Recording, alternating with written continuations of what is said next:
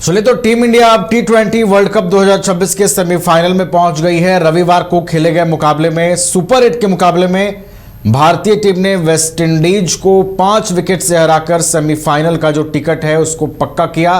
बेहद रोमांचक मुकाबला हुआ। करो या मरो के इस मुकाबले में भारतीय टीम ने बाजी मारी और भारतीय जीत के नायक रहे संजू सैमसन, जिन्होंने अकेले मोर्चा संभाले रखा। 196 रनों के लक्ष्य का पीछा कर रही थी भारतीय टीम और दूसरी छोर से विकेट गिरे, लेकिन संजू सैमसन ने जो है वो नायक की भूमिका निभाई। उन्होंने साबित किया कि संजू सैमसन को क्यों एक ऐसा बैट्समैन माना जाता है जो अपने दिन पर जब हो तो विरोधियों के छक्के छुड़ा सकता है, और वेस्ट इंडीज ने कल इस बात को महसूस किया।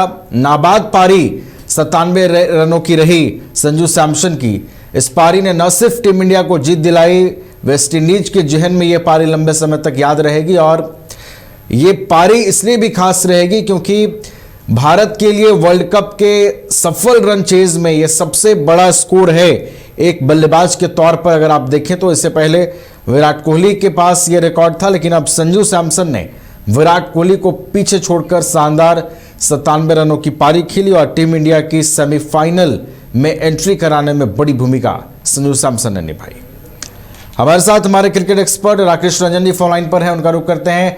रंजन जी, सुपर 8 के मुकाबले में भारत ने वेस्ट इंडीज को 5 विकेटों से हराया, लेकिन मुकाबला काफी शानदार रहा राकेश जी, और संजू सैमसन ने जो भूमिका निभाई उसकी चर्चा अब होती रहेगी हमेशा।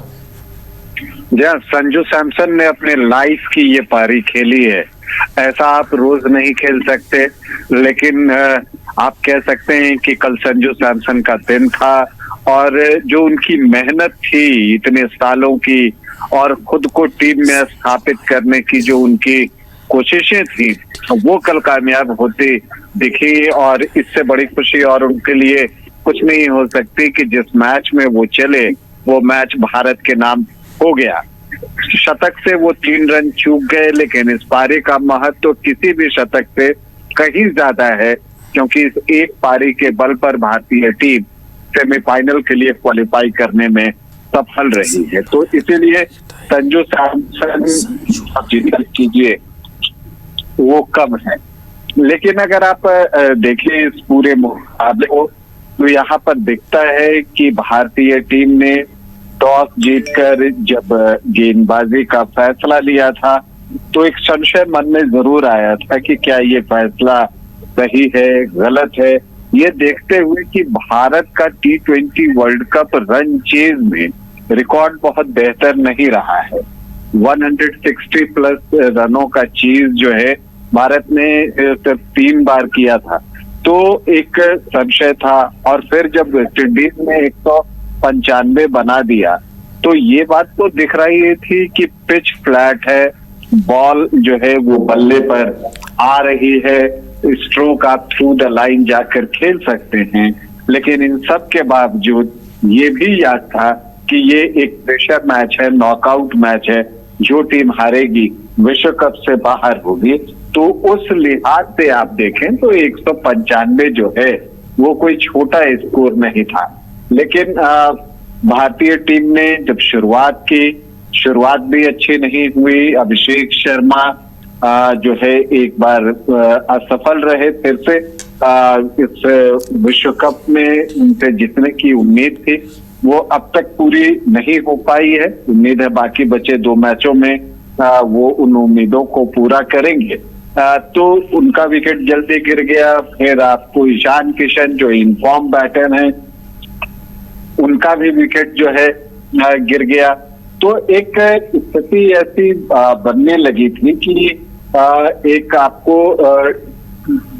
डर जो आप कहते हैं मन के अंदर प्रशंसकों के आने लगा था। हालांकि सूर्य कुमार यादव और संजू सैमसन के बीच की जो साझेदारी हुई उसने मैच को वापस ट्रैक पर लाया और फिर वहां से दिखने लगा कि टीम आराम से जीत सकती है, क्योंकि पिच फ्लैट थी। इस बात में किसी को कोई जो है ये नहीं था, संशय नहीं था और ये साफ दिख भी रहा था। लेकिन भारत के विकेट हमेशा गलत समय पर गिरते रहे। जब लग रहा था कि सूर्य कुमार यादव और संजू सैमसन जो है वो बिल्कुल जम चुके हैं, तो सूर्या आउट हो गए। फिर लगा जब तिलक वर्मा और संजू सैमसन मैच को अकेले लेकर जा रहे हैं तो फिर तिलक आउट हो गए। फिर लगा जब संजू सैमसन और हार्दिक पांड्या अब गेम फिनिश करेंगे तो फिर आप देखते हैं कि हार्दिक गलत समय में आउट होते हैं। और इसलिए गौतम गंभीर ने भी शिवम दुबे के उन 2 चौकों की बात की है जो उन्होंने 10 अल्टीमेट ओवर में लगाया। तो भारतीय टीम ने एक ऐसी जीत हासिल की है जो टीम को बहुत सारा कॉन्फिडेंस देगी, क्योंकि 195 चेज करना आसान नहीं होता। तो एक आप कह सकते हैं कि इससे एक भारतीय टीम को कॉन्फिडेंस मिलेगा और ये जीत भारत के लिए टॉनिक का काम भी कर सकती है। देखिए, कंसर्न अभी भी भारत का अगर आप देखें तो मिडिल ओवर्स में जो भारत की गेंदबाजी हो रही है, कंसर्न वहां दिख रहा है। बुमराह को तो कल बेटर तरीके से यूज किया सूर्य कुमार यादव ने अलग अलग 3 स्पेल में, लेकिन 4 ओवर में आपको 3 स्पेल क्यों करवाना पड़ रहा है? वो इसलिए करवाना पड़ रहा है कि अन्य गेंदबाज उस तरह से गेंदबाजी नहीं कर पा रहे हैं। वरुण चक्रवर्ती पर जब से दक्षिण अफ्रीका के खिलाफ जो मुकाबला हुआ और वहां पर जिस तरह से उनको चार्ज किया था ब्रेविस और मिलर ने, उसके बाद से वरुण वो कॉन्फिडेंस ढूंढ रहे हैं और वो उनका जो प्रभाव पहले के मैचों में दिख रहा था वहां पर मुझे लगता है कि वो प्रभाव अब दिख नहीं रहा है। बाहर कुलदीप यादव बैठे हुए हैं, तो बहुत सारी चीजें हैं जो कि दिमाग में कप्तान और टीम मैनेजमेंट के आ रही होंगी, क्योंकि मुकाबला जो है अब वो इंग्लैंड की टीम से है और इंग्लैंड की टीम जो है वो भी अच्छे लय में है और लक जो है उनके साथ है। नहीं तो एक वक्त ऐसा भी था कि नेपाल की टीम उन्हें बिल्कुल हार के दरवाजे तक नेपाल ने पहुंचा दिया था, लेकिन अब उसके बाद से इंग्लैंड की टीम ने जो है बेहतर किया है, हर मैच के साथ खुद को बेहतर किया है। तो इसलिए जो सेमीफाइनल का मुकाबला होगा 5 मार्च को, वो बहुत ही कांटे का मुकाबला होगा। और मुझे लगता है 2022 का सेमीफाइनल भी भारतीय टीम को याद होगा, जब इंग्लैंड से ही मुकाबला हुआ था। रोहित शर्मा उस वक्त कप्तान थे और इंग्लैंड ने जो है वो भारत को शिकस्त दी थी और वो वक्त था, वो दिन था जब रोहित शर्मा ने कहा था कि हमको अब अपना प्लेइंग स्टाइल जो है वो चेंज करना होगा और वहीं से भारतीय क्रिकेट में एक क्रांतिकारी परिवर्तन की शुरुआत हुई। तो जो 2022 से जो वो सफर शुरुआत हुई, 2026 में परिस्थितियां वही पहुंच गई हैं। सेमीफाइनल मुकाबला है, मुंबई में खेला जाएगा, तो यहाँ पर अब भारतीय टीम को अपने आप को साबित करना है कि इन 4 सालों में वो कितना बदल गई है। 22 की हार का हिसाब चुकता करना होगा, तो उस सेमीफाइनल मुकाबले का इंतजार जो है वो हम सभी को है, पूरी दुनिया को है। लेकिन एक बात तो कहना पड़ेगा, देखिए इस विश्व कप में उलटफेर हुए, जिम्बाब्वे ने जो है ऑस्ट्रेलिया को पराजित कर दिया, श्रीलंका को पराजित कर दिया, उलटफेर हुए, कई क्लोज मैचेस हुए, लेकिन ये मानना पड़ेगा कि जो टॉप की 4 टीमें हैं जिनको कि सेमीफाइनल में होना चाहिए था, आमतौर पर आप देखते हैं कि कोई अप्रत्याशित नाम सेमीफाइनल में आ जाता है, लेकिन इस विश्व कप की जो बात मुझे खास लग रही है कि जो टॉप की 4 टीमें हैं वही सेमीफाइनल में पहुंची ही। एक आप कह सकते हैं कि ऑस्ट्रेलिया इसमें नहीं है, लेकिन आप देखें कि इंग्लैंड है, न्यूजीलैंड है, दक्षिण अफ्रीका है और भारत है। तो ये जो 4 टीमें हैं, ये जो T20 का फॉर्मेट जो डिमांड करता है उस तरह की क्रिकेट खेलते हैं, तो ये एक तरह से न्याय है उस स्टाइल ऑफ प्लेइंग को, उस मोड ऑफ प्लेइंग को, कि वही 4 टीमें सेमीफाइनल में जो है पहुंची हैं। तो भारतीय टीम ने जो कल जीत हासिल की वेस्ट इंडीज के खिलाफ, ये भी एक बदला था। 2016 का वर्ल्ड कप था, उस टीम में महेंद्र सिंह धोनी, विराट कोहली, रोहित शर्मा, तमाम बड़े खिलाड़ी शामिल थे। सेमीफाइनल का मुकाबला था, भारत में ही खेला जा रहा था और तब वेस्ट इंडीज ने भारत को शिकस्त दी थी और भारत को विश्व कप से बाहर कर दिया था। और जब कल वो मैच खेला जा रहा था, सेमीफाइनल के लिए ये खेला जा रहा था, तब वो पुरानी यादें जरूर आ रही थी। लेकिन तब वेस्ट इंडीज ने चीज किया था, एक बड़ा टारगेट 180 प्लस का टारगेट था, 185 के आसपास का।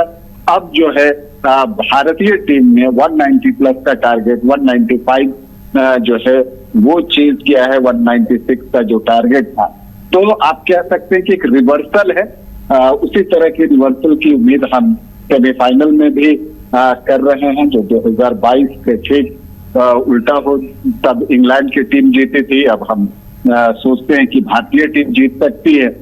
तो एक बदलाव आया है क्रिकेट में और वेस्ट इंडीज को हराकर भारत ने उस हार का हिसाब भी चुकता कर दिया है। लेकिन वेस्ट इंडीज की टीम भी अच्छा खेली। भारतीय टीम ज्यादा बेटर है, डिजर्व करती है। और अभी देखिए, ये बात सच है कि विश्व कप कौन जीतेगा ये बताना बड़ा मुश्किल है, 2 मैच का हमें इंतजार करना होगा। लेकिन इतने के बाद भी मुझे ये कहने में कोई गुरेज नहीं कि भारत जिस तरह की क्रिकेट पिछले 2-3 सालों से खेल रहा है, आज दुनिया की नंबर 1 टीम भारत ही है, खास करके T20 इंटरनेशनल फॉर्मेट में। तो डिजर्व तो भारत ही करता है। जिस तरह से 4 डिजर्विंग टीम सेमीफाइनल में पहुंची है, डिजर्विंग टीम ही चैंपियन बने, तो उससे बेहतर और क्या हो सकता है। और वो डिजर्विंग टीम भारत ही है, इसमें भी मुझे कोई संदेह नहीं। अब कुछ उलटफेर हो जाए तो वो बात अलग है। चलिए, तो डिजर्विंग टीम में सेमीफाइनल का सफर तय कर चुके हैं और 2 सेमीफाइनल खेले जाएंगे। उसके बाद तय होगा कि इस बार का विश्व चैंपियन कौन बनेगा। बहरहाल टीम इंडिया ने जो वेस्ट इंडीज के साथ परफॉर्मेंस दी है, उसकी जितनी तारीफ की जाए कम है। अब 5 मार्च को सेमीफाइनल में भारतीय टीम इंग्लैंड से भिड़ेगी। बहुत बहुत आपका शुक्रिया रंजन जी, हमारे साथ जुड़ने के लिए, तमाम जानकारियां पहुंचाने के लिए। क्रिकेट के विश्व मंच पर छा रही हैं रांची की प्रतिभाएं। इन प्रतिभाओं को संवार रहा है जेके इंटरनेशनल क्रिकेट एकेडमी। अनुभवी कोच की देखरेख, सुविधाओं से लैस जेके क्रिकेट एकेडमी अनुशासन और आत्मविश्वास का विश्वास भरा सफर।